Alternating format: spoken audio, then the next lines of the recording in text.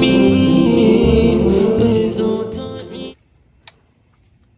We got Josiah here, back on the BMW vlogs, with the E36 in the background. This man built an electric bike at his house. Just give him some, I got some duct tape too, man. I couldn't find the Velcro straps. Anyways, we got the electric motor, new chain, got the battery, speed controller, set up. This company bike, y'all need to hit him up, by the way,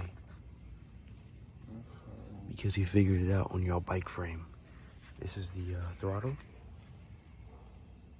and you can see here, if you're at full, half, or empty battery, you can also switch your gears.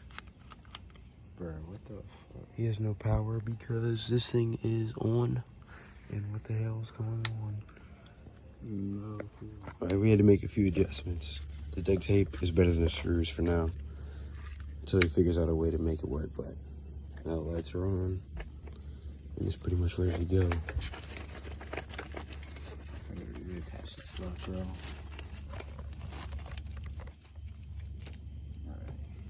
It's on. Let's get it.